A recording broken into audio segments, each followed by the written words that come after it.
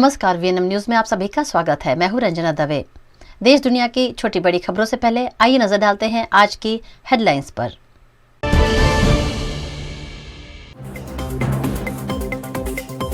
देश के 3 राज्यों में विधानसभा चुनाव का ऐलान। त्रिपुरा, मेघालय, नागालैंड में कराई जाएगी वोटिंग।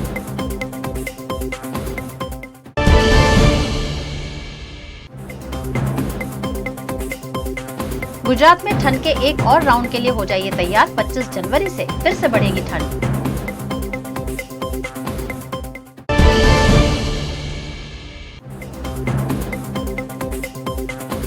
और वडोदरा में 2 महिलाओं को गाय ने लिया चपेट में। 2 व्हीलर पर जा रही महिलाओं पर हमला।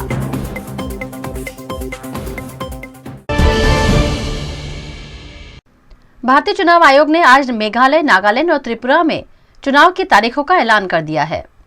चुनाव आयोग ने आज बुधवार को त्रिपुरा, मेघालय और नागालैंड के विधानसभा चुनाव की तारीखों का ऐलान कर दिया है। त्रिपुरा में 16 फरवरी को मतदान होगा। मेघालय और नागालैंड में 27 फरवरी को वोटिंग होगी।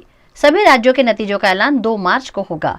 इन चुनावों की एक दिलचस्प बात यह है कि तीनों राज्यों में बहुमत का आंकड़ा 31 है। मुख्य चुनाव आयुक्त राजीव कुमार ने कहा कि तीनों राज्यों में महिला वोटरों की भागीदारी ज्यादा है और यहाँ चुनावी हिंसा भी ज्यादा नहीं होती। हम यहाँ पर निष्पक्ष चुनाव के लिए प्रतिबद्ध हैं। विधानसभा चुनाव के लिए 21 से 30 जनवरी तक त्रिपुरा में और 31 जनवरी से 7 फरवरी तक मेघालय और नागालैंड में नॉमिनेशन प्रक्रिया की जाएगी। वहीं वोटों की गिनती सभी राज्यों में 2 मार्च को होगी। देश भर के कई राज्यों के साथ साथ गुजरात में भी इन दिनों कड़ाके की ठंड पड़ रही है। इसी बीच ठंडी के एक और राउंड की संभावना मौसम विभाग ने जताई है। गुजरात में पिछले कुछ दिनों से पड़ रही ठंड से लोग बेहाल हैं। मौसम विभाग के मुताबिक राज्य में तापमान का पारा एवरेज 10 डिग्री दर्ज हो रहा है। इसी बीच ठंड के एक और राउंड के लिए गुजरात के लोगों को तैयार रहना होगा। राज्य में 25 जनवरी से ठंड का नया राउंड शुरू होने की संभावना मौसम विभाग ने जताई है। देर से शुरू हुआ विंटर सीजन इस बार कुछ लंबा ही चलता हुआ दिखाई पड़ रहा है, जिसमें सुबह और रात को ठंड लगेगी, लेकिन दिन में तापमान ज्यादा रहेगा। पिछले 24 घंटे में नलिया में 2.4 डिग्री के साथ सबसे ज्यादा ठंड दर्ज हुई है। अभी भी कच्छ में कोल्ड वेव का अनुमान किया गया है। गुजरात के 11 शहरों में 10 डिग्री से कम टेम्परेचर दर्ज हुआ है। राज्य में पवन की दिशा बार बार बदल जाने से तापमान में भी बदलाव देखने मिल रहा है। इस बार वेस्टर्न डिस्टर्बेंस के चलते जनवरी के अंत तक और फरवरी में भी ठंड का अनुभव गुजरात के लोग करेंगे। आवारा पशुओं पर लगाम कसने की कवायद वडोदरा कॉर्पोरेशन ने शुरू की है। इसी बीच आजवा रोड पर गाय ने 2 महिलाओं पर हमला कर घायल कर दिया। राज्य सरकार की सूचना के बाद वडोदरा कॉर्पोरेशन द्वारा सड़क पर घूमने वाले आवारा पशुओं को पकड़ने के लिए टीम बनाई गई है, जो 3 शिफ्ट में काम कर रही है। कई जगह अवैध रूप से बनाए गए कैटल शेड भी हटाए गए हैं। इसी बीच आजवा रोड पर एक्टिवा पर जा रही भाविका परमार और संत प्यारी परमार पर हमला किए जाने का मामला सामने आया है। ગઈકાલે નવજીવન છે ને ત્યાં આગળ મારા ફોઈના ઘરેથી અમે લોકો નીકળતા હતા, હું ને મારે સિસ્ટર ઇન લॉ છે, અને એકદમ જ સામેથી એને ગાય આવીને ગાયે એકદમ જ એટેક કર્યો અમારી પર, અને એટેક એવી રીતના કર્યો ને કે બહુ જ મતલબ પાડી દીધા અમને, આખી ગાડીની ઉપર ચડી ગઈ ગાય અમારા ઉપર, અને બહુ જ મતલબ શિંગડા ને એ બધું બહુ હુમલો જ કર્યા કરી, જ્યાં સુધી બધા લોકોએ મારીને ભગાડીને ત્યાં સુધી એમને હુમલો કર્યો મારી પર. મને છે ને આ પગમાં બેઠો માર વાગ્યો છે, અને અહીંયા ખભા પડી ગયા હતા ને એટલે, અને મારી ગાડી પણ આખી એ થઈ ગઈ છે, બગડી ગઈ, તૂટી ગઈ આખી. મોઢામાં મારે છે ને આખું એના મોઢામાં આટલો અડધો હાથ પણ નાખી દીધો. એ તો સારું થયું કે એને બચકું કે એટલું એ નહીં થયું, નહીં તો આખો હાથ પણ મારો એ થઈ જાત. બહુ જ વાગ્યું ને નાકમાંથી મોઢામાંથી બ્લીડિંગ બહુ નીકળી હતી, મારા દાંત તૂટી ગયા અને હાથમાં ને માથામાં બી વાગ્યું. इस मामले कांग्रेस नेता चंद्रकांत श्रीवास्तव ने भी कॉर्पोरेशन की कार्यवाही पर सवाल उठाए हैं। एक्सीडेंट पर एक्सीडेंट होना गायों के द्वारा और नगरजन हैरान होना। आज 2 बच्चियों को लगा है, उसके पहले एक आदमी मर गया, उसके पहले लोग फ्रैक्चर हुए, उसके पहले पार्टी पकड़ने वाले हमारे कर्मचारी लोग मार खा के आते हैं। ये तमाम बातें दिखती नहीं है। माननीय मेयर श्री को बोलना पड़े कि मेरे को कड़क पगला लेना पड़ेगा, कड़क हाथों से काम लेना पड़ेगा। यहाँ मुख्यमंत्री को बोलना पड़े कि एना पर कंई करो। पण सवाल ए छे कि ज्यां सुधी वाड़ाओ ना होय, ज्यां सुधी गोचरोनी जग्या वेची काढी छे, આજે ગોચરની જગ્યા 541 ઉપર હું લડું છું. એ ગોચરની મૂળ જગ્યા છે. ત્યાં જમીન પચાઈ પાડી છે. એ બધું ધ્યાન ઉપર લાવું છું, તોય છતાં એના પર કરતો નથી. કારણ શું છે કે કોન્ટ્રાક્ટરોના હાથ એટલા લાંબા છે કે ચૂંટાયેલો પ્રતિનિધિ કંઈ બોલી શકતો નથી. એટલે ગોચરોની જમીનો ગાયબ થઈ ગઈ. મૂંગા પ્રાણી ક્યાં જાય? વાળા નથી તો બચારા રોડ પર રખડે. પણ रोड पर नहीं घूमना चाहिए, ये इनकी जवाबदारी है. और ये जवाबदारी में से छटक नहीं सकते. कायदा का काम करे. कोई भी रोड पर गाय होए, भैंस होए, आकला होए, कोई भी होए, वो निकलना नहीं चाहिए. ये पुलिस तंत्र को भी देखना चाहिए और कॉरपोरेशन को भी देखना चाहिए और इन नागरिकों की सुरक्षा की जवाबदारी लेना चाहिए. और मालधारी जो है उनके लिए भी अच्छी व्यवस्था करना चाहिए ताकि ये बड़ौदा शहर के नगरजन सुख चैन से रह सके. ऐसी मेरी स्पष्ट मांग है. गुजरात के वडोदरा के तरसाली बाईपास के पास गुजरात ग्राम गृह निर्माण बोर्ड गांधीनगर द्वारा बनाए गए LIG आवास की खस्ता स्थिति पर निवासियों द्वारा आवेदन पत्र दिया गया. गांधीनगर के गुजरात राज्य ग्रामीण गृह निर्माण बोर्ड द्वारा वडोदरा में तरसाली बाईपास निकट हिम्मतनगर LIG आवास बनाए गए हैं जो 40 साल पुराने हो गए हैं. इनमें से करीबन 456 आवास खस्ता स्थिति में हैं और लोगों की जान पर खतरा बने हुए हैं. इन खस्ताहाल आवासों की मरम्मत पर निवासियों द्वारा जिलाधीश कार्यालय में आवेदन पत्र दिया गया. हमारा विषय है हिम्मतनगर का जो LIG का मकान है वो एकदम खस्ता हालत में है. अभी वहाँ पे कोई रह नहीं सकता है वैसी हालत में. वहाँ पे स्लैब टूट के गिर रहे. फर्स्ट फ्लोर से सेकंड फ्लोर तक लेके 14 तारीख को गिरा हुआ है. हमने अभी कलेक्टर को आवेदन पत्र दिया हुआ है. अभी हम सोच रहे कि मेयर साहब को भी हम लोग आवेदन पत्र दे दें और वो हमारे लिए वैकल्पिक व्यवस्था कर दे या फिर कुछ हमको दूसरी जगह पे भेज के वहाँ पे रहने का इंतज़ाम कर दे और वहाँ पे हमको रीडेवलपमेंट करके रहने की व्यवस्था कराए. हम लोग 40 साल से वहाँ पे रह रहे हैं. 400 जैसे घर है वहाँ पे. घरों और दुकानों में तो चोरी की वारदातें घट ही रही हैं, लेकिन चोर अब भगवान के मंदिर को भी नहीं छोड़ रहे हैं. पुराने वडोदरा शहर में लहरीपुरा निकट अध्यारू की पोल है. यहाँ 150 साल पुराना हनुमान जी का मंदिर है. स्थानीय निवासियों में ये मंदिर आस्था का प्रमुख केंद्र है, लेकिन कुछ असामाजिक लोगों ने इस मंदिर को निशाना बनाकर मंदिर में चोरी की वारदात को अंजाम दिया, जिसमें सियाराम की प्रतिमा और म्यूजिक सिस्टम चोरी किए गए हैं. वहीं एक और मंदिर को भी चोरों ने निशाना बनाते हुए दान पेटी चुराई. ये लहरीपुरा सुल्तानपुरा अध्यारू की पोल है. बाजू में वर्धमान कोऑपरेटिव बैंक है. हमारा ये वृद्धि दादा मंदिर, ये जो मंदिर है हनुमान दादा का, वो 150 साल पुराना है.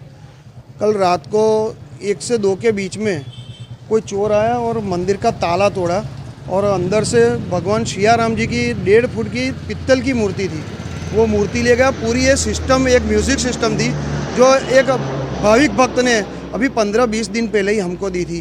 वो पूरी सिस्टम चोरी करके ले गया. पित्तल का बड़ा 10 किलो का घंट था, वो भी साथ में ले गया. ऊपर से ये 2 पर्दे थे, उसमें से एक पर्दे में वो सब लपेट कर यहाँ से ले गया. और आगे एक बढ़िया बाबा जी का मंदिर है, वहाँ से भी वो पेटी चुरा कर भाग गया है. और आगे एक जो लड़का था रहता था मराठी है, उसकी साइकिल भी लेकर वो चले गए. आज सुबह में ही हमने वाड़ी पुलिस स्टेशन में जाकर लिखित में हमने राइटिंग में दिया हुआ है. तो यहाँ पर एक कैमरा है अशोक स्कूटर का, वो सीधा दिखता है, उसमें वो चोर दिखता भी है. वो सब कैसे करके रात को ले गया, वो पूरा रिकॉर्डिंग भी उन्होंने दिया हुआ है. खबरों का दौर यूं ही चलता रहेगा. फिलहाल वक्त है एक ब्रेक का. भारत ले रहा है इलेक्ट्रिक अंगड़ाई. क्यों ना हम साथ चले, साथ चले, साथ बढ़े, साथ बढ़े. देश मेरे, देश मेरे. देश को ले जाए नई दिशा की ओर. आपका जॉय, भारत का जॉय. ધોરણ 12 પછી કેનેડામાં ઓછામાં ઓછા બજેટમાં કઈ રીતે સ્ટડી કરી શકાય એનું સંપૂર્ણ માર્ગદર્શન મેળવવા આજે જ વિઝિટ કરો કાનન ઇન્ટરનેશનલ, જ્યાં તમને મળશે IELTS, PTE, TOEFL, GRE અને સેટના કોચિંગ સાથે કોલેજ યુનિવર્સિટીના study options, facilities like mock test, SOP, EMI, education loan, visa filing અને pre departure everything under one roof. તો આજે જ આવો Kanan international at Trident complex, racecourse road, Vadodara. વડોદરાના ઘણા વિસ્તારો જેમ કે અકોટા, માંજલપુર, અલકાપુરી, મકરપુરા વગેરે વગેરે વિસ્તારોના લોકો ચિંતામાં છે. આ ચિંતાનું કારણ છે વડોદરાના લોકોમાં વધતી ઈર્ષા. જી હા, અને આ ઈર્ષાનો સ્ત્રોત છે તરસાલી એરિયામાં આવેલ રેઝિડેન્શિયલ પ્રોજેક્ટ દર્શનમ પ્લેસ. ઘણી બધી એમિનિટીઝથી ભરપૂર આ 2 અને 3 BHK પ્રોજેક્ટ બની ગયો છે નવા ઘર શોધવાવાળા લોકો માટે એક અનોખો અવસર. भारत ले रहा है इलेक्ट्रिक अंगड़ाई. क्यों ना हम साथ चले साथ बढ़े देश मेरे देश को ले जाए नई दिशा की ओर. आपका जॉय भारत का जॉय. डिलीवरी के बाद अस्पताल में बच्चा बदल जाने की घटनाएं तो हमने अक्सर फिल्मों में देखी हैं, लेकिन एक ऐसा ही माजरा गुजरात के अरवली में सामने आया. गुजरात के अरवली जिले के मोडासा के सार्वजनिक हॉस्पिटल में बच्चा बदल दिए जाने की घटना सामने आने से सनसनी मच गई है. दरअसल यहां एक महिला ने अस्पताल में बच्ची को जन्म दिया है, ऐसा डॉक्टरों का कहना है, जबकि परिजन कह रहे हैं कि महिला ने बेटे को जन्म दिया है. 10 जनवरी को सार्वजनिक अस्पताल के डॉक्टरों ने इस महिला की डिलीवरी करवाई थी, लेकिन परिजनों ने बच्चा बदल दिए जाने के आरोप अस्पताल प्रबंधन पर लगाए हैं. इस मामले पुलिस की सहायता भी मांगी गई है. घटना की जांच के लिए पुलिस अपनी टीम के साथ मौके पर पहुंची और मामले की तफ्तीश की. इस घटना को लेकर मालपुर के रामपुर गांव के लोगों में रोष का माहौल देखने मिल रहा है.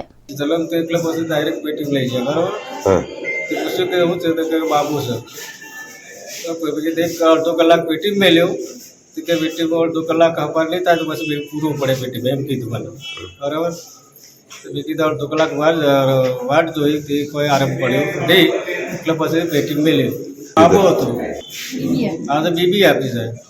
જે આ ઇસ્યુ થયો છે અત્યારે તે બાબતે કહેવાનું એવું થાય છે કે 10 જાન્યુઆરીના રોજ રાતે એટલે કે 9 તારીખે રાતે અને 10 તારીખે સવારે 1 ને 5 તારાબેન જગાભાઈ તરાની ડિલિવરી થઈ હતી, જેમાં ફિમેલ બાળક આવેલું હતું. અને પછી એના પછી લક્ષ્મીબેન વાઘરીની ડિલિવરી થઈ હતી, એને પણ ફિમેલ બાળક જ હતું 1 ને 40. એટલે આ જે તારાબેનને જે બાળક છે એ ફિમેલ જ છે, એટલે કે બેબી જ છે, જે અમે કન્ફર્મ કરેલ છે. પરિવારજનોના જે આક્ષેપ છે એ તદ્દન વ્યાજબી નથી અને એ ચાહે તો એના માટે તેમને યોગ્ય લાગે તે કાર્યવાહી કરી શકે છે.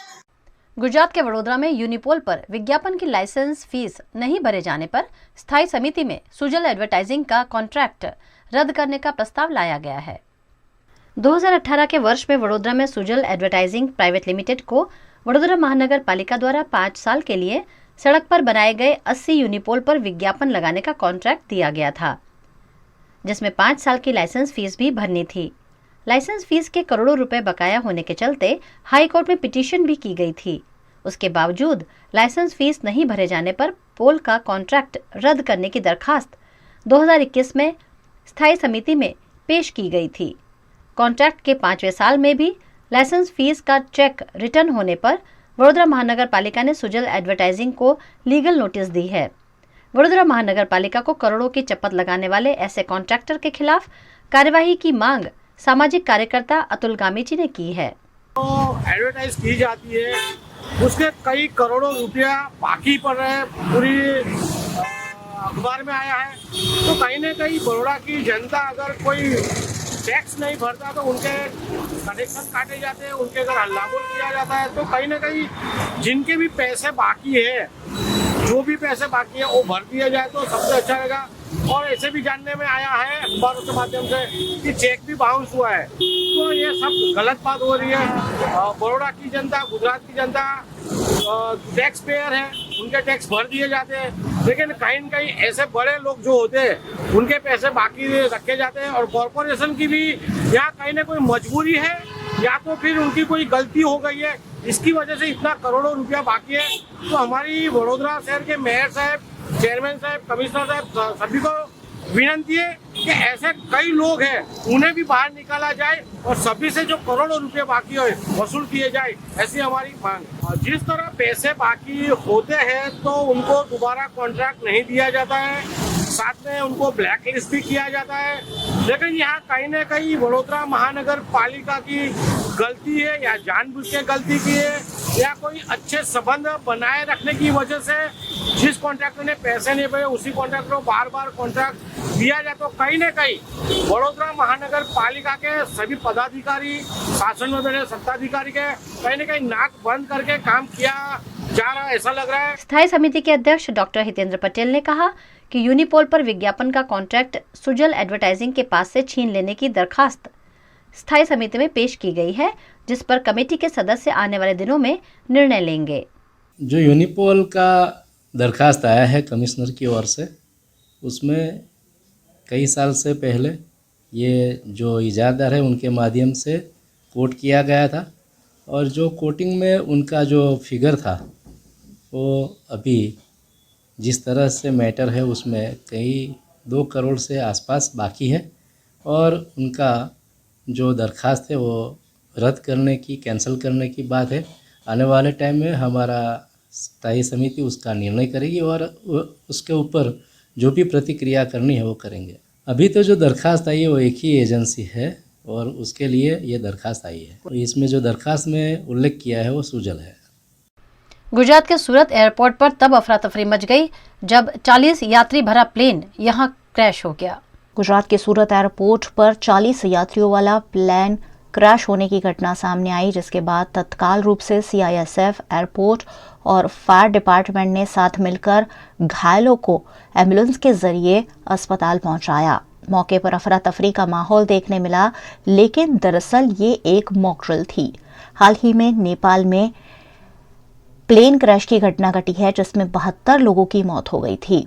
नेपाल विमान दुर्घटना को लेकर सूरत एयरपोर्ट पर मॉक ड्रिल का आयोजन किया गया और मॉक ड्रिल के जरिए स्टाफ को अगर ऐसी कोई दुर्घटना घटती है तो यात्रियों को कैसे जल्द से जल्द सुरक्षित बचाया जाए, उस पर मार्गदर्शन देने के लिए इस मॉक ड्रिल का आयोजन किया गया। सभी 40 यात्रियों को प्लेन क्रैश के बाद फौरन बचाकर अस्पताल पहुंचाया गया। गुजरात के वडोदरा में आवारा पशुओं को पकड़ने की कार्यवाही तो कॉरपोरेशन कर ही रही है और पशुओं के लिए शेड बनाकर किए गए अतिक्रमण को भी लगातार हटाया जा रहा है। पूरे गुजरात में आवारा मवेशियों की वजह से लगातार सड़क हादसे हो रहे हैं, जिसे रोकने के लिए मुख्यमंत्री के आदेश पर फिर एक बार आवारा मवेशियों को पकड़ने की कवायद शुरू की गई है। साथ ही आवारा मवेशियों के लिए सड़कों पर शेड बनाकर किए गए अतिक्रमण को हटाने की कार्यवाही भी की जा रही है। इसी के तहत गुजरात के सयाजीगंज के परशुराम भट्टा में 11 लोगों को नोटिस देकर उनके द्वारा किए गए अतिक्रमण को पुलिस और कॉरपोरेशन के अधिकारियों की मौजूदगी में हटाया गया। अभी ये परशुराम भट्टा सयाजीगंज विस्तार है जो पश्चिम जोन वेस्ट जोन में आता है और सयाजीगंज पुलिस स्टेशन आता है। यहाँ पे 11 ईसमों को इलीगल जो कंस्ट्रक्शन कैटल शेड का जो किया हुआ है उसके लैंड एस्टेट डिपार्टमेंट में से नोटिस दी हुई है और वो दूर करने की कार्यवाही अभी कंटिन्यू है। और अभी तक ये जुम्बेश के स्वरूप 3 दिन से 78 उपरांत कैटल पॉन्ड में कॉरपोरेशन के कैटल पॉन्ड में इम्पाउंड किए गए और सभी जोनल डिप्टी कमिश्नर साहब द्वारा सभी ने उन्होंने चारों जोन में से 409 जो इलीगल कैटल शेड जो है और वो लोग उनके कैटल बाहर रास्ते पे ये ले करते हैं तो वो स्ट्रेइंग के लिए स्पष्ट वार्निंग दी हुई है और उसके तहत अभी तक 9 जो गैरकायदेसर ड्रेनेज और पानी के जो कनेक्शन थे वो काट दिए गए हैं और लैंड एस्टेट डिपार्टमेंट में से 110 ईसम को इलीगल कंस्ट्रक्शन जो कैटल शेड के किए उसके लिए भी नोटिस दी गई है। ताज्जुब की बात यहाँ ये है कि अतिक्रमण हटाने में कॉरपोरेशन ने टाउन प्लानिंग विभाग के इंस्पेक्टर लेवल के अधिकारियों को भी शामिल किया है, जबकि ये काम अतिक्रमण विभाग का है। लेकिन शायद कॉरपोरेशन में कर्मचारियों के अभाव में टाउन प्लानिंग विभाग को भी अतिक्रमण हटाने में जोड़ लिया गया है, क्योंकि आखिरकार यह आदेश गुजरात राज्य के मुख्यमंत्री भूपेंद्र पटेल ने सभी महानगर पालिकाओं को दिया है कि आवारा पशुओं पर ठोस कार्रवाई की जाए। ऐसे में टाउन प्लानिंग विभाग के कर्मचारी और अधिकारी अपना कामकाज छोड़कर अतिक्रमण हटाने में लगे हुए हैं। एक और कॉरपोरेशन में कर्मचारियों की कमी है, कर्मचारियों की भर्ती नहीं की जा रही है। वहीं दूसरी ओर जो विभाग कार्यरत है उनके कर्मचारी के ऊपर अतिरिक्त बोझा डालकर कॉरपोरेशन इन दिनों आवारा पशुओं पर लगाम कसने की कवायद में जुटी हुई है। गुजरात में रेयरेस्ट ऑफ द रेयर बीमारी ए प्लास्टिक एनीमिया से पीड़ित बच्ची का इलाज राष्ट्रीय बाल स्वास्थ्य कार्यक्रम के अंतर्गत किया गया। जूनागढ़ के केशोद में मिरल गरचक नामक बच्ची को ए प्लास्टिक एनीमिया नाम की गंभीर बीमारी थी, जिसमें शरीर में खून नहीं बनता है। ए प्लास्टिक एनीमिया का गुजरात में ये दूसरा ही केस है, जिसका इलाज सिर्फ बोन मैरो ट्रांसप्लांट होता है। बोन मैरो ट्रांसप्लांट सर्जरी का खर्च करीबन 45 लाख रुपए था। परिवार इलाज की कीमत सुनकर ही सकते में आ गया। मिरल को ठीक करने में मां ने सरकारी नौकरी भी छोड़ दी और फिर शुरू हुआ इस अस्पताल से उस अस्पताल तक का सफर। ત્યારે જ્યારે 8 વર્ષની હતી ત્યારે મને જીએસઆરટીસીમાં કંડક્ટરની નોકરી મળી. મેં એક્સેપ્ટ કરી. 1.5-2 વર્ષ મેં ઉનામાં જોબ કરેલી છે. ત્યાંથી મારું ટ્રાન્સફર જુનાગઢ થયેલું છે. જુનાગઢ આવી ત્યારે આને પાછો આ પ્રોબ્લેમ થયો. મારા સિવાય આને કોઈ આ ટ્રીટમેન્ટ છે એની કેર કોઈ કરી શકે એમ નહોતું. એટલે પછી એના માટે થઈને મેં મારી ગવર્મેન્ટ જોબ જતી કરી, કારણ કે જો હું જોબ કરું તો આ બાળકને જીવવાના કોઈ ચાન્સીસ હતા જ નહીં, કારણ કે મારા સિવાય એની કોઈ કેર કરી શકે એમ નહોતું. એટલે પહેલું તો મારું એ જ ધ્યેય હતું કે મારું બાળક બચવું જોઈએ, એના માટે કેર કરવી, કારણ કે આ નોકરી છે એ આકરી હતી. સવારે 6 વાગ્યાને જવાનું, સાંજે 6 વાગે આવવાનું, બપોરે 2 વાગે આવવાનું. તો ત્યાં સુધી આની જે કંઈ કેર છે એ મારા સિવાય કોઈ મારા જેટલી કોઈ વ્યવસ્થિત રીતે કરી શકે એમ નહોતું. એટલે મેં મારી નોકરી જતી કરી. किसी ने बताया कि राष्ट्रीय बाल स्वास्थ्य कार्यक्रम योजना और गुजरात सरकार के स्वास्थ्य विभाग के सहयोग से इलाज हो सकता है। सभी तरह की डॉक्यूमेंटेशन की प्रक्रिया पूरी की गई और मिरल की सफल सर्जरी की गई। અને એ પ્લાસ્ટિક એલેમિયા થયું એટલે અમે અમદાવાદ ગયા. અમદાવાદ સિવિલની અંદર ત્યાંથી અમને કીધું કે શાળા આરોગ્ય કાઢી અને તેના બધા કાગળિયા ત્યાંથી ગવર્મેન્ટમાંથી કરાવી ત્યારબાદ એની ટ્રીટમેન્ટ અહીંયા શક્ય છે. એ માટે પછી અમે કેશોદ શાળા આરોગ્ય કાઢ્યું. ત્યારથી પછી અમે આગળ જુનાગઢ ગયા. જુનાગઢ જિલ્લા લેવલના બધા કાગળિયા કરાવીને પછી અમદાવાદ જઈ અને ત્યાર પછી એની નાની બહેન હતી એનામાંથી મિરલમાં બોન મેરો 100% એકદમ મેચ થઈ ગયો, એટલે આનામાં ટ્રાન્સપ્લાન્ટ કર્યું. એ દરમિયાન અમને ગવર્મેન્ટ તરફથી પણ ખૂબ જ સહાય મળેલી છે અને અમે એમાં એકદમ સંતુષ્ટ છીએ, કારણ કે આનો જે ખર્ચ હોય છે તે બહુ 40-45 લાખથી સ્ટાર્ટ થાય છે. ત્યારથી જો એને સારું થાય તો બરાબર છે, નહીંતર એનો ખર્ચ બહુ જ એકદમ હેવી હોય છે. એટલે એ બધું અમે નાના માણસો પહોંચી ન શકીએ, એટલે શાળા આરોગ્ય દરમિયાન અને ગવર્મેન્ટ થ્રુ અમે બધું ટ્રીટમેન્ટ કરાવીએ અને અમે એમાં સંતુષ્ટ છીએ અને અમે આમાં સફળ પણ થયા છે એકદમ 100%। ये एक तरह की ब्लड कैंसर जैसी बीमारी है जिसका इलाज कीमोथेरेपी से किया जाता है। कीमोथेरेपी से बच्चे के बाल 4-5 बार झड़ गए, लेकिन अब बोन मैरो प्लांट सर्जरी के 3 साल बाद मिरल स्वस्थ है, 6ठी कक्षा में पढ़ाई करती है और नियमित रूप से स्कूल भी जाती है। એનિમિયામાં બોન મેરો ટ્રાન્સપ્લાન્ટ કરવામાં આવ્યું એવું ગુજરાતમાં બીજું ઓપરેશન આ હતું અને એમાં આપણને સફળતા મળી છે। આરબીએસ કે પ્રોગ્રામ એટલે કે રાષ્ટ્રીય બાલ સ્વાસ્થ્ય કાર્યક્રમ અંતર્ગત 0 થી 18 વર્ષ સુધીના તમામ બાળકો, 0 થી 6 વર્ષ સુધીના આંગણવાડીના બાળકો, 6 વર્ષથી 18 વર્ષ સુધીના સ્કૂલના બાળકો અને 0 થી 18 વર્ષ સુધીના શાળાએ ન જતા બાળકો, આ તમામ બાળકોને કોઈ પણ પ્રકારની ખામી હોય, જેમ કે જન્મજાત ખામી હોય, હૃદયમાં કાણું હોય, CHD હોય, પગ વાંકા વળી ગયેલા એટલે કે ક્લબ ફૂટ હોય, હોઠ કપાયેલો હોય, તાળવું કપાયેલું હોય એટલે કે CLCP હોય, અથવા કોઈ પણ એને કોઈ બીમારી હોય, ઉણપ હોય, આવી કોઈ પણ ખામી, ઉણપ, રોગ કે વિકાસ સંબંધી કોઈ પણ સમસ્યા હોય તો આરબીએસ કે રાષ્ટ્રીય બાલ સ્વાસ્થ્ય કાર્યક્રમ અંતર્ગત એમને તમામ સેવાઓ ફ્રીમાં મળવામાં આવે છે। એના માટે આંગણવાડી આરબીએસ કે ટીમ એનો સંપર્ક કરી અને લાભાર્થી લાભ મેળવી શકે છે। આ બાળક આપણે જોયું મિરલ, એને અંદાજિત 45 લાખથી વધારે ખર્ચો એને પ્રાઇવેટમાં કરવો પડતો હોત જો એ પ્રાઇવેટમાં ગયા હોત તો, પણ આ આપણી યોजना અંતર્ગત એને તમામ સારવાર ફ્રીમાં થઈ છે। गुजरात के वडोदरा के MS यूनिवर्सिटी की फैकल्टी ऑफ फाइन आर्ट्स के डिपार्टमेंट ऑफ स्कल्पचर द्वारा स्वर्गीय ज्योत्सना भट्ट की स्मृति में सिरामिक वर्कशॉप आयोजित किया गया। स्वर्गीय ज्योत्सना भट्ट यानी सिरामिक की अद्भुत कलाकार, तरह तरह के सिरामिक स्कल्पचर बनाने वाले स्वर्गीय ज्योत्सना भट्ट की स्मृति में वडोदरा के MS यूनिवर्सिटी में सिरामिक वर्कशॉप आयोजित किया गया है, जिसका उद्घाटन प्रसिद्ध आर्टिस्ट पद्मश्री ज्योति भट्ट के हाथों किया गया। इस सिरामिक वर्कशॉप में सिरामिस्ट फाल्गुनी भट्ट ने छात्रों को सिरामिक के स्कल्पचर बनाने पर मार्गदर्शन दिया।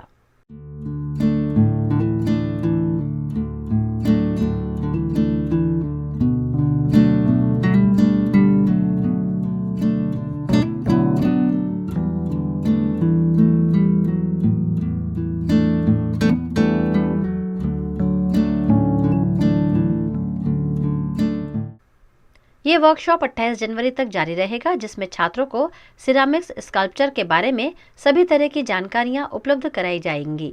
जो कंटेम्प्रेरी सिरामिक्स है इंडिया का, उसमें ज्योत्सना मैम का बहुत बड़ा योगदान रहा है और हमारे टीचर भी थे और उनके अंडर में जो ट्रेन हुए हैं हम लोग मतलब काफ़ी गर्व महसूस करते हैं कि उनसे हम लोग सीखें और ये वर्कशॉप उनकी याद में है। तो हम लोग कोशिश करेंगे कि जितना भी हो सके स्टूडेंट्स के साथ शेयर हो सके information, techniques and the way of firing, colouring, glazing, everything.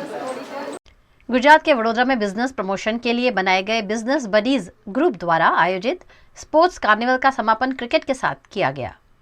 Vadodara में बिजनेस बडीज के सदस्य एक साथ मिलकर छोटे बड़े बिजनेस में एक दूसरे का प्रमोशन करते हैं। बिजनेस प्रमोशन के लिए बिजनेस बडीज द्वारा अलग अलग एक्टिविटीज भी की जाती है। इसी के तहत बीबी स्पोर्ट्स कार्निवल का आयोजन किया गया, जिसमें अलग अलग खेल गतिविधियां आयोजित की गईं। स्पोर्ट्स कार्निवल में 9 जनवरी से 17 जनवरी तक बिजनेस बडीज ने अलग अलग खेल खेलने का आनंद लिया। कार्निवल का समापन सबसे लोकप्रिय खेल क्रिकेट के साथ किया गया, जिसमें बिजनेस बडीज के सदस्यों और उनके परिजनों ने उत्साह के साथ शिरकत की।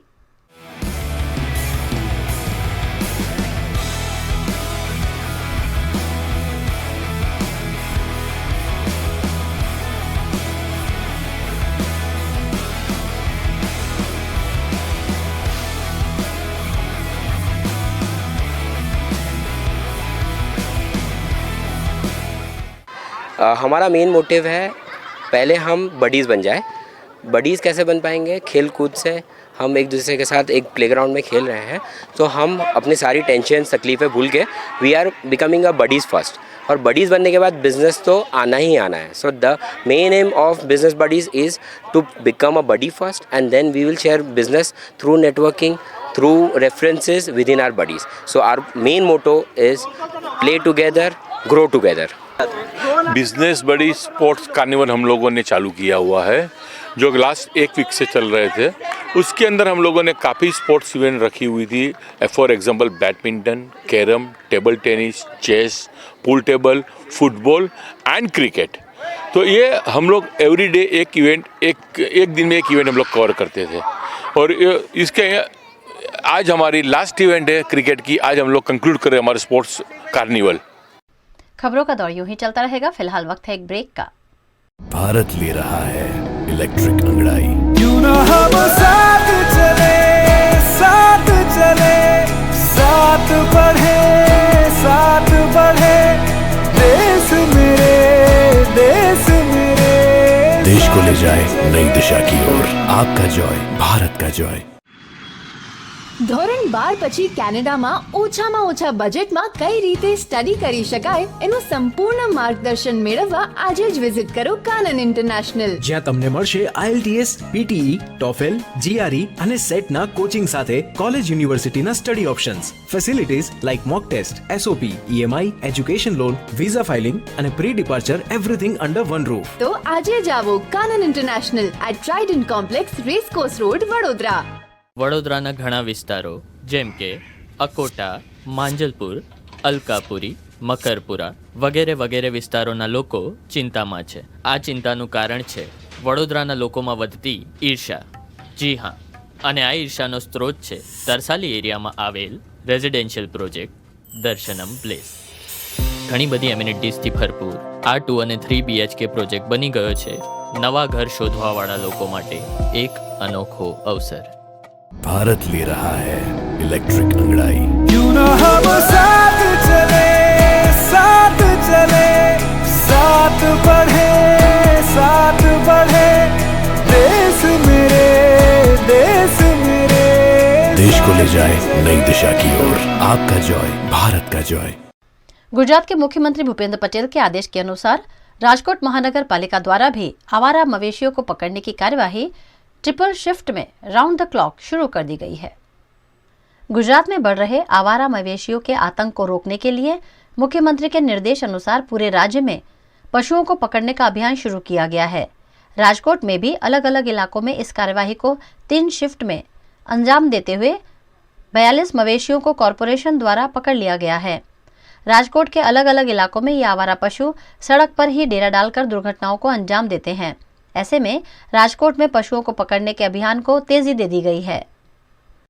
गुजरात के सूरत में ई कॉमर्स सेलर्स द्वारा एक मीटिंग का आयोजन कर सेलर्स के साथ हो रही चीटिंग पर विचार विमर्श किया गया।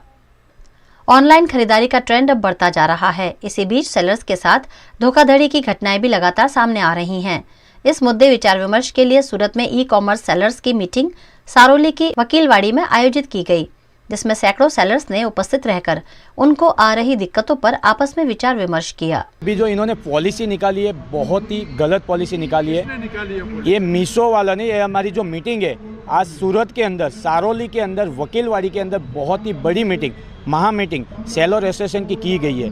इस मीटिंग में हमारे साथ 500 से ज़्यादा तादाद में सेलर इकट्ठे हुए हैं। सर मेरे साथ लगभग 500 लोग हैं और ये इशू जो है मीशो कंपनी के अगेंस्ट है, बिकॉज़ मीशो की जो पॉलिसीज़ हैं वो कस्टमर के लिए, कुरियर पार्टनर के लिए, सबके लिए लिबरल है, सिर्फ एक सेलर के लिए नहीं लिबरल है, जो कि मीशो की नींव है।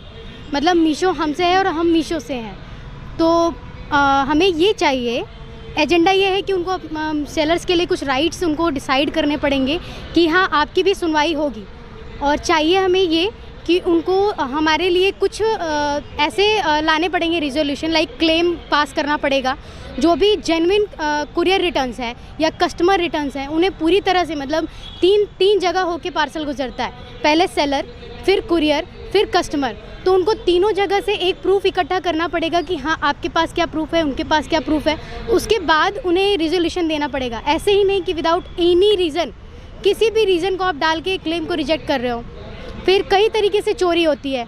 हमने पार्सल भेजा, कुरियर वाला चोरी करके कस्टमर को कुछ और दे रहा है और कस्टमर फिर हमें दे रहा है और हमारे ऊपर आ रहा है कि भाई सेलर ने गलत दिया है। रिसेंटली टाइम के अंदर मीशो की जो पॉलिसीज़ आई है रिगार्डिंग आपका कुरियर हो गया, आपका रिटर्न्स हो गया, उसकी वजह से जो सेलर्स को लॉस हो रहा है, जो घाटा हो रहा है, उसकी वजह से दिन ब दिन सेलर्स कम होते जा रहे हैं। और पर्टिकुलरली मैं बात करूं तो जो यंग क्राउड्स हैं जो इस बिज़नेस के अंदर आने के एस्पिरेशन रखते हैं कि ई कॉमर्स बिज़नेस करना है, वो अपना बिज़नेस मीशो से स्टार्ट करते हैं क्योंकि मीशो में कम लागत लगती है। लेकिन वो दिन ब दिन उनका पैसा ख़त्म हो रहा है, उनका कैपिटल ख़त्म हो रहा है और युवा धन ऐसे ही चलता रहा तो सूरत का युवा धन साफ़ हो जाएगा, डिप्रेशन में चला जाएगा।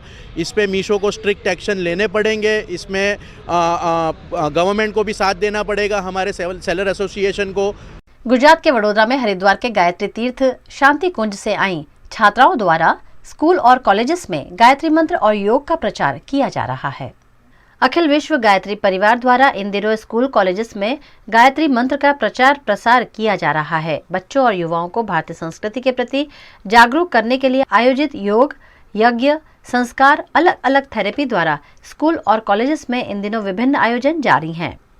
भारतीय संस्कृतिનું જાગરણ, योग, यज्ञ, संस्कार, अलग अलग प्रकारनी थेरापी द्वारा એ દીકરીઓએ જે જ્ઞાન પ્રાપ્ત કર્યું છે એ જ્ઞાન દ્વારા જન સુધી પહોંચી જન સુધી ગાયત્રી મહામંત્ર અને योग વિદ્યાને જન સુધી પહોંચાડવાનો વિશેષ પ્રયત્ન, સાથે વિશેષ રૂપથી ભારતીય સંસ્કૃતિનું જાગરણ દરેક બાળકો, શાળાઓ, કોલેજોમાં યુવાનોને આ એક વિશેષ માહિતી પીપીટી દ્વારા, પ્રેઝન્ટેશન દ્વારા અને તેમના પ્રવચનો દ્વારા આપવામાં આવી રહી છે અને એનો ખૂબ સરસ સુંદર પ્રતિસાદ વડોદરા શહેરની અંદર શાળાઓ અને કોલેજોમાં અમને પ્રાપ્ત થઈ રહ્યો છે।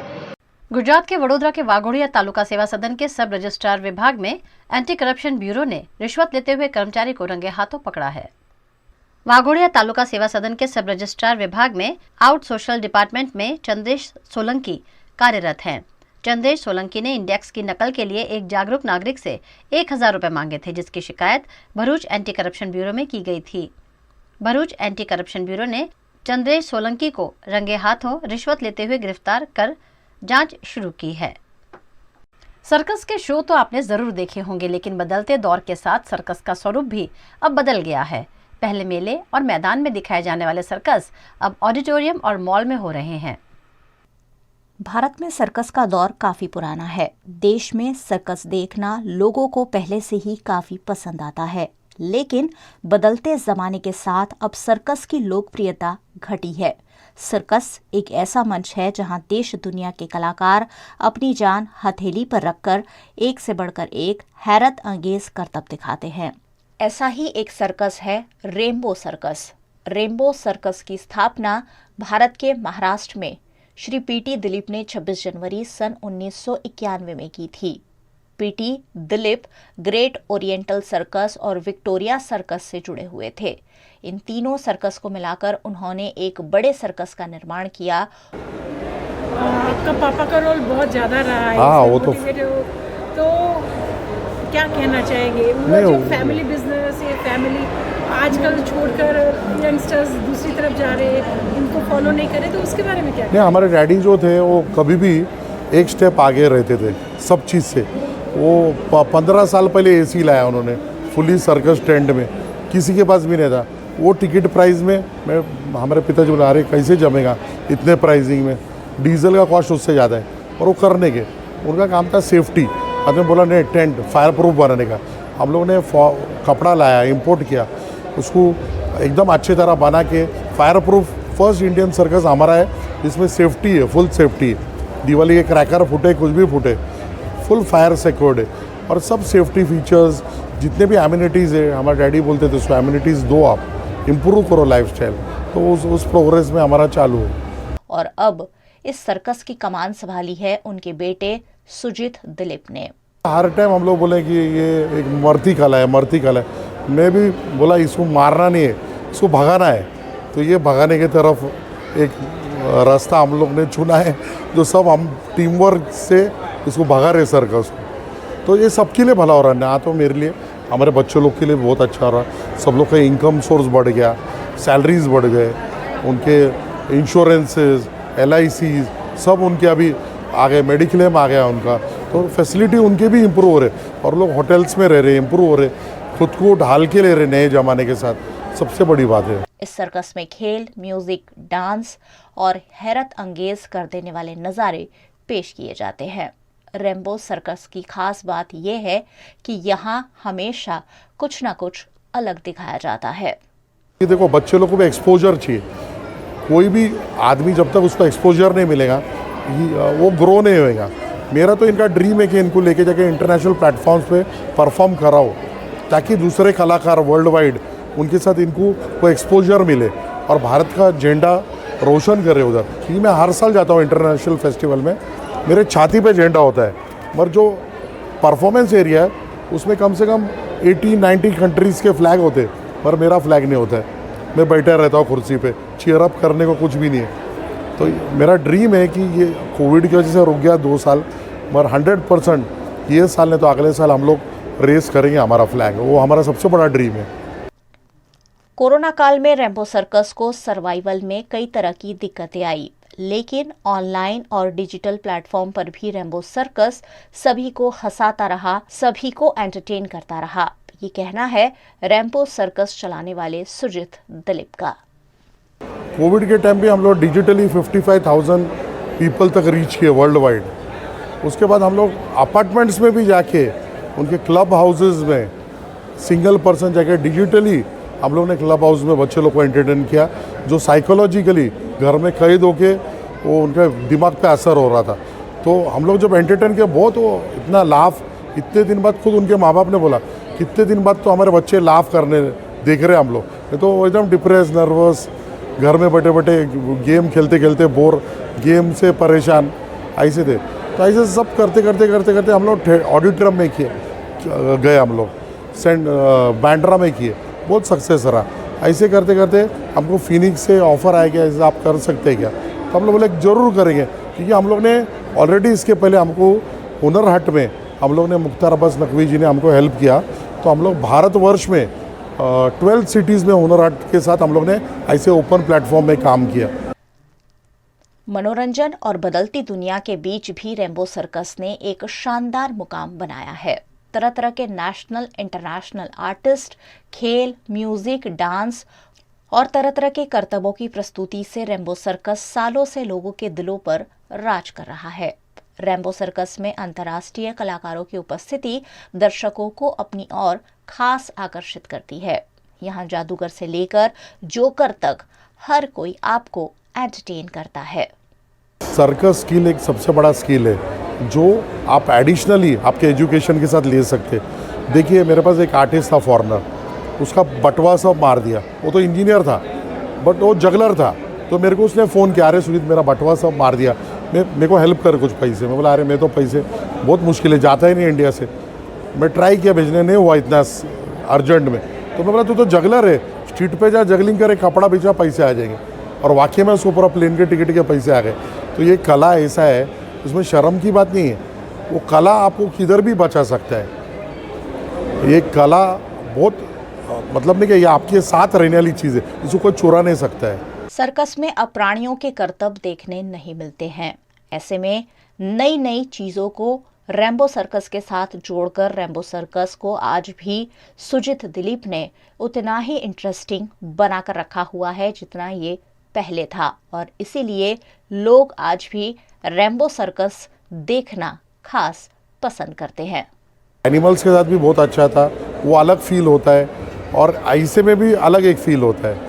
तो ये जो फील है ये अपने को क्रिएट करना पड़ता है कि बच्चों लोगों के साथ कैसे अटैच हो, क्या उनको आकर्षक अपन कर सकते, लाइट साउंड क्या बोलना चाहिए, कैसा कॉमेडी करना चाहिए। इसमें भी हम लोग बहुत R&D कर रहे हैं, नया नया चीज़ और भी बहुत कुछ आने वाला है इन कमिंग ईयर्स। तो बहुत सारा चीज़ हमारा लाइन के अंदर चालू है, बहुत सारे आइडियाज़ कॉन्सेप्ट्स। अभी देखिए आगे चलते चलते बहुत सारा नया चीज़ देखने मिलेगा पब्लिक को। रैम्बो सर्कस ने न सिर्फ पूरे भारत में बल्कि विदेश में भी अपनी शानदार प्रस्तुतियां दी है, और इसलिए बड़ों से लेकर बच्चों तक सभी को ये बेहद पसंद आता है। एनर्जी लेवल ज़्यादा लगा मेरे को यहाँ पर और क्राउड बहुत अच्छा था, बहुत एंजॉय किया सबने। बहुत अच्छे अच्छे स्टंट्स थे, मेरे को बहुत मज़ा आया स्टंट वाला, एंड डांस एंड जिसमें लड़की घूम रही थी ऊपर, वो वाला शो बहुत अच्छा लगा। तो ये आप क्या कहेंगे कि सर्कस फैंटाबुलस बहुत अच्छी थी मेरे को, मतलब मेरा लाइफ टाइम एक्सपीरियंस हो गया, मेमोरी बन गई मेरी एक। बहुत अच्छा लगा, बहुत अमेजिंग थे, बहुत हार्ड वर्किंग एंड बहुत अमेजिंग। मैंने बहुत बार देख चुका, ये वाला बहुत इंटरेस्टिंग था। What's different? क्या different है इसमें? Like the talent and all. और सबसे बेस्ट एक्ट कौन सा लगा? Acrobatics one. Acrobatics लगा। ओके, आप अपने फ्रेंड्स को बताओगे देखने के लिए? Yes. पहला आपने सर्कस देखा है क्या? हाँ, एक बार देखा था, बहुत बोर लगा था। और आज ये बहुत इंटरेस्टिंग था। और क्या चेंज था? चेंज ये था कि वो लोग इतना कुछ खास कर नहीं रहे थे, यहाँ पे बहुत मजा आया। भारत के सबसे बड़े सर्कस के रूप में रैम्बो सर्कस ने एक खास पहचान हासिल की है। वीएनएम टीवी की खबरें अब आप यूट्यूब, फेसबुक, इंस्टाग्राम के अलावा OTT प्लेटफॉर्म्स पर भी लाइव देख सकते हैं। डेली हंट, जियो टीवी, वोडाफोन टीवी पर 24 घंटे वीएनएम टीवी आपके लिए उपलब्ध है, तो देखते रहिए VNM TV. VNM news room से आज बस इतना ही। कल फिर मुलाकात होगी, तब तक के लिए इजाजत दीजिए। नमस्कार।